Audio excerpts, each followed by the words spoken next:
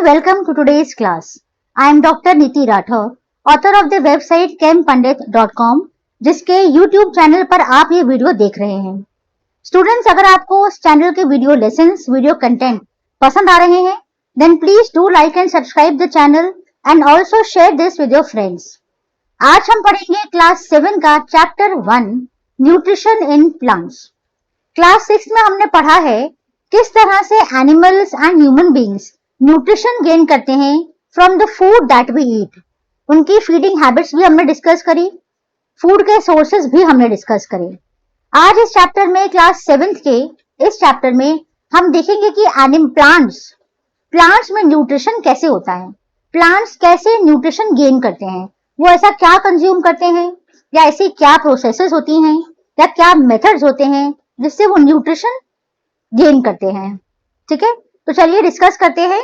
Let's get started. सबसे पहले देखते हैं what is nutrition. The manner of taking food by an organism and its utilisation by the body is known as nutrition.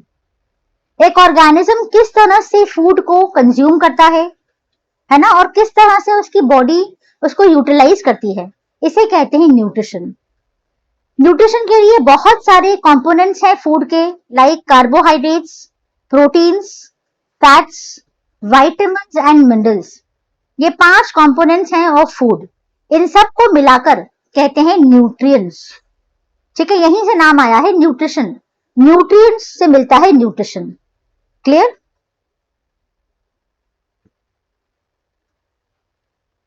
Modes of nutrition. Nutrition के कौन कौन से mode हो सकते हैं, है ना?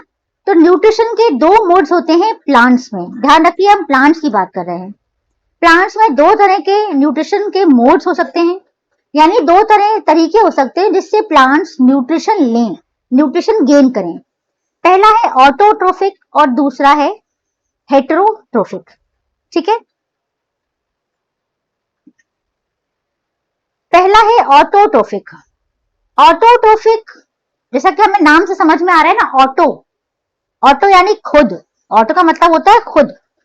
बहुत सी जगहों पे हम जो ऑटो वर्ड यूज करते हैं, बेसिकली ऑटो जो आता है वो ऑटोमेटिक से आता है, लेकिन यहाँ पर ऑटो का मतलब है खुद, अपने आप. तो ऑटोट्रोफ्स वो होते हैं जो खुद अपना फूड बनाते हैं. ठीक है, ऐसे प्लांट्स जो अपना फूड खुद बनाते हैं, इनको ऑटोट्रोफ्स कहते हैं, और इस मोड ऑफ न्यूट्रिशन को ऑटोट्रोफिक मोड ऑफ न्यूट्रिशन कहते हैं.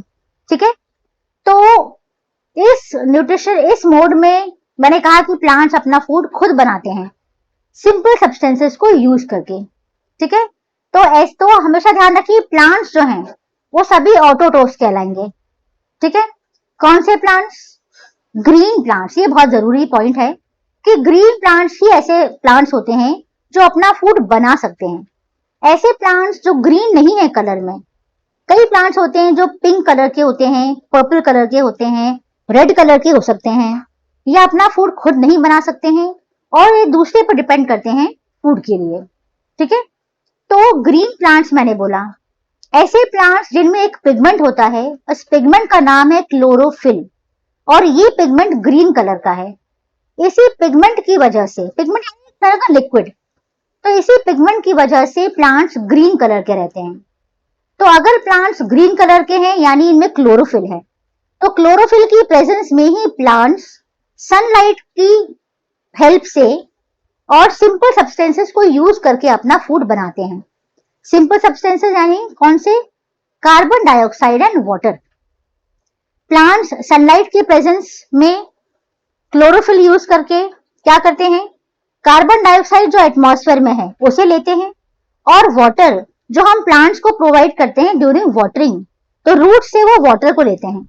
वाटर लिया, कार्बन डाइऑक्साइड लिया, सनलाइट की प्रेजेंस में और क्लोरोफिल की प्रेजेंस में ये फूड बनाएंगे in the form of glucose. तो ग्लूकोज के फॉर्म में ये फूड जो है स्टोर हो जाएगा प्लांट्स के पार्ट्स में. ठीक है, प्लांट्स के स्टेम्स में स्टोर रहता है, ये लीव्स में स्टोर रहता है. सेकेंड मोड है हेटेरोट्रोफिक न्यूट्रिशन.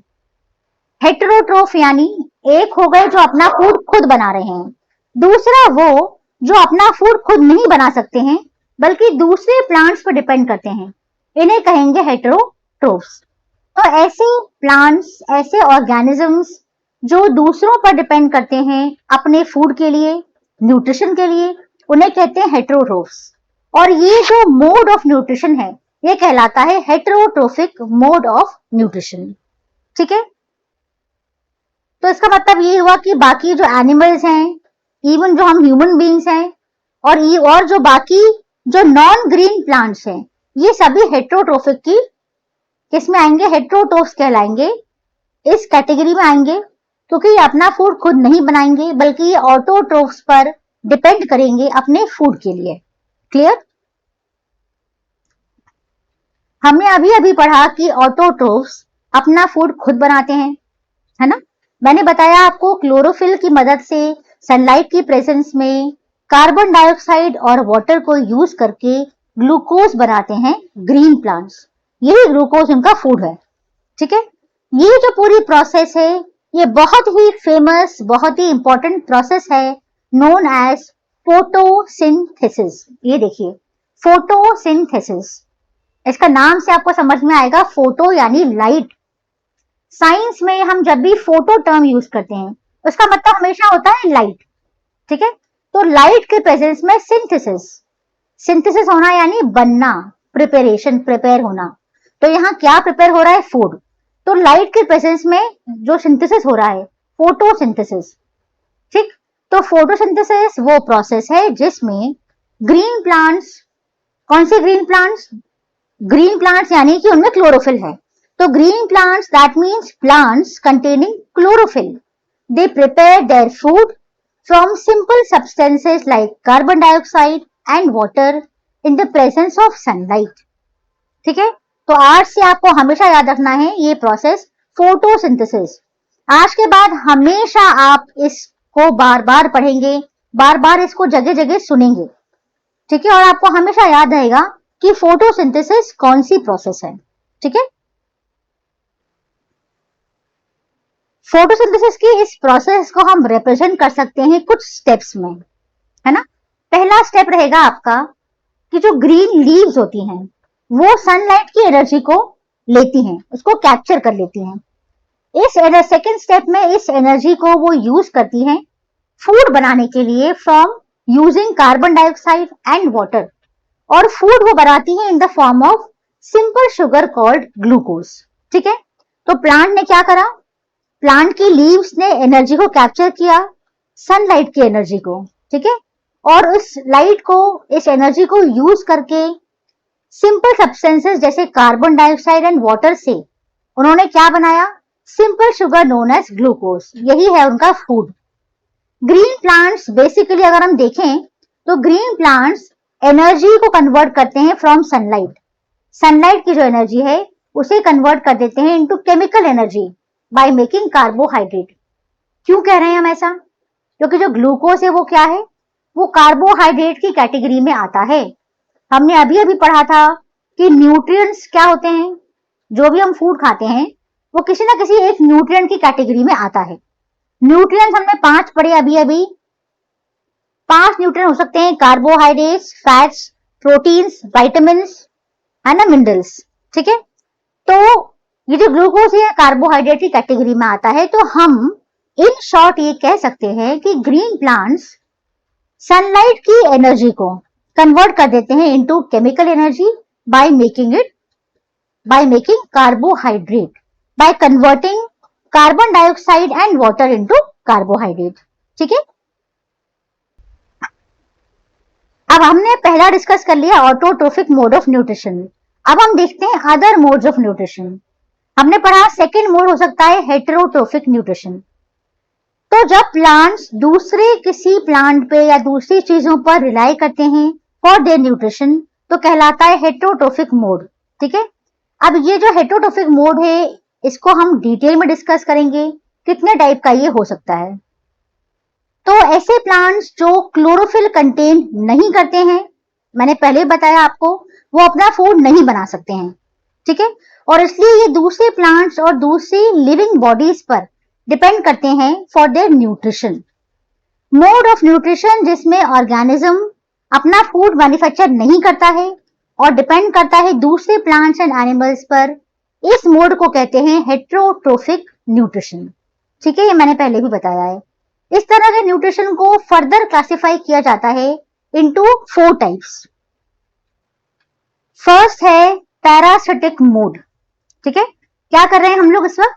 हेटेरोट्रोफिक न्यूट्रिशन कितने टाइप का होता है? 4 टाइप का होता है। उसमें से पहला हम डिस्कस कर रहे हैं पैरासिटिक मोड। अब ये कौन सा मोड है? ये वो मोड है जिसमें प्लांट किसी दूसरे ग्रोइंग ग्रीन प्लांट के ऊपर पर डिपेंड करता है और उस पर रह के फूड एब्जॉर्ब करता है। ठीक है, तो जिस प्लांट पर रहकर ये उससे फूड एब्जॉर्ब करता है उस प्लांट को कहते हैं होस्ट या होस्ट प्लांट, और ये जो डिपेंडेंट प्लांट है इसको कहते हैं पैरासाइट। ठीक है, तो यहाँ पे क्या है? एक प्लांट है जो दूसरे लिविंग ग्रोइंग ग्रीन प्लांट पर डिपेंड कर रहा है, उससे फूड एब्जॉर्ब कर रहा है। ठीक है, खुद कहलाता है पैरासाइट और जिसपे ये डिपेंडेंट है वो कहलाता है होस्ट। ज्यादातर पैरासिटिक प्लांट्स में क्या होता है, ये कुछ स्पेशल रूट्स डेवलप कर लेते हैं और ये रूट्स होस्ट प्लांट के टिश्यूज के अंदर पेनिट्रेट कर जाता है। ठीक है, और इस तरह से ये इनका एक एसोसिएशन बन जाता है, ये उसके साथ ही हमेशा रहता है और अपना फूड एब्जॉर्ब करता रहता है।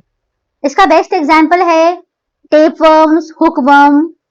प्लांट में इसका एग्जाम्पल है कस्क्यूटा, जैसा कि आप ये देख रहे हैं, this is Cuscuta plant.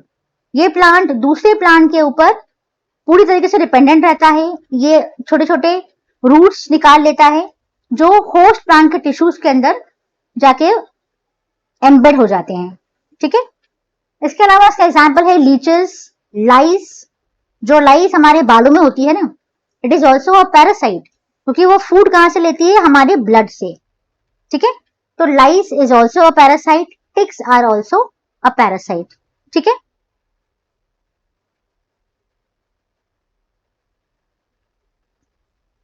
Second mode है सैप्रोफिटिक मोड।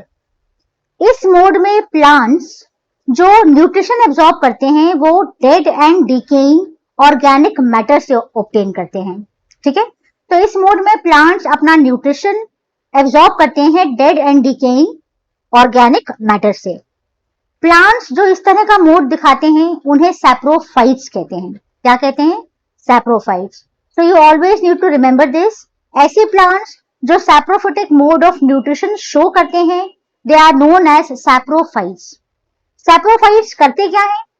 बेसिकली ये डाइजेस्टिव जूसेस सिक्रीट करते हैं डेड एंड डिकेइंग मैटर पे, उसको डिसॉल्व करने के लिए, और उसके बाद उसका जो न्यूट्रिएंट्स है उनको वो एब्जॉर्ब कर लेते हैं।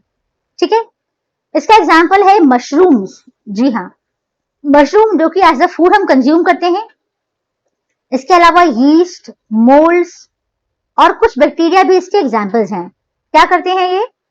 Dead and decaying organic matter पे रिलाई करते हैं, उन पर ये कुछ डाइजेस्टिव जूसेस सिक्रीट करते हैं, जिससे क्या होता है? वो डिसॉल्व होते हैं और फिर उनका न्यूट्रिएंट ये एब्जॉर्ब कर लेते हैं। ठीक है, थर्ड मोड ऑफ न्यूट्रिशन है इंसेक्टिवोरस मोड। इंसेक्टिवोरस क्यों कह रहे हैं? क्योंकि इस मोड में प्लांट कंप्लीटली डिपेंड करता है किसी इंसेक्ट या स्मॉल एनिमल पर फॉर देयर न्यूट्रिशन। ऐसे कुछ प्लांट्स होते हैं जो इंसेक्टिवोरस होते हैं। काफी अजीब सा लगता है सुनने में, विश्वास नहीं होता, लेकिन होते हैं ऐसे प्लांट्स। ये जो इंसेक्टिवोरस प्लांट्स हैं ये उन सॉइल्स में ग्रो करते हैं जो डेफिशिएंट होता है कुछ न्यूट्रिएंट्स में, स्पेशली नाइट्रोजन।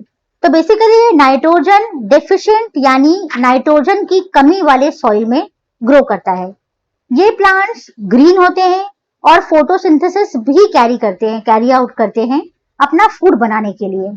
एग्जाम्पल है पिचर प्लांट। ये जो आप साइड में पिक्चर देख रहे हैं, ये पिक्चर है पिचर प्लांट की। पिचर प्लांट का पिचर जैसा स्ट्रक्चर है, आप देख सकते हैं, ऐसा स्ट्रक्चर है इसका। ठीक है, जो ओपन भी हो जाता है और जब जरूरत हो तब क्लोज हो जाता है। जब भी कोई इंसेक्ट इसके ऊपर बैठता है तो ये जल्दी से उसको बंद करके ट्रैप कर लेता है।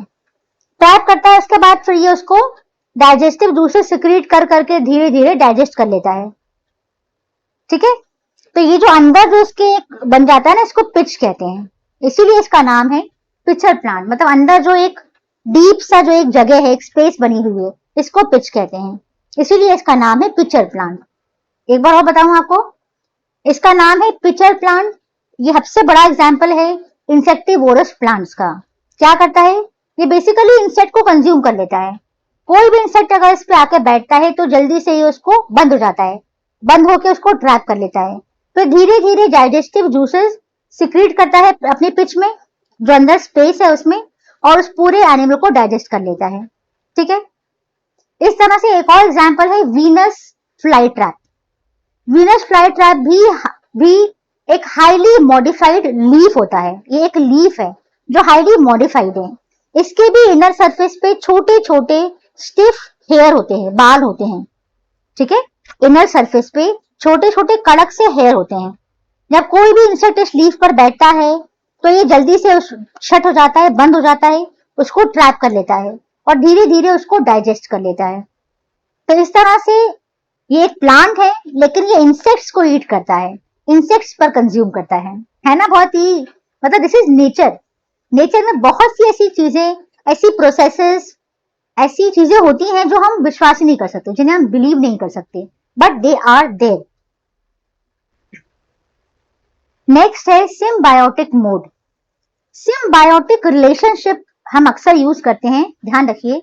एक सिम्बायोटिक रिलेशनशिप दो लोगों के या दो चीजों के बीच होने का मतलब यह है कि एक ऐसी चीज जिससे उन दोनों को बेनिफिट मिल रहा हो, तो हम कहते हैं सिम्बायोटिक रिलेशनशिप है। तो ये भी मोड ऐसा ही है। इस मोड में एक एसोसिएशन बन जाती है दो प्लांट्स के बीच। दो अलग अलग कैटेगरी के प्लांट्स होते हैं, इनके बीच एक एसोसिएशन, एक दोस्ती हो जाती है।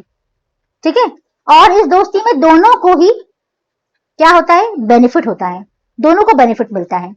ऑन कॉन्ट्री अगर हम देखें पैरासाइट वाले जो मोड था, उसमें होस्ट प्लांट का सारा जो है वो सब कर ले रहा है, फूड एब्जॉर्ब कर ले रहा है पैरासाइट, और जो होस्ट प्लांट है उसको कोई बेनिफिट नहीं है।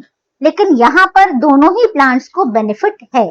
फॉर एग्जाम्पल ऐसे कुछ फंजाई होते हैं जो रूट्स के अंदर रहते हैं, प्लांट्स के रूट्स में, और वो वहां रहते हैं। तो प्लांट्स उन फंगस को न्यूट्रिएंट देता है और फंगस भी इन रिटर्न वाटर और कुछ न्यूट्रिएंट्स उसको प्रोवाइड करते हैं।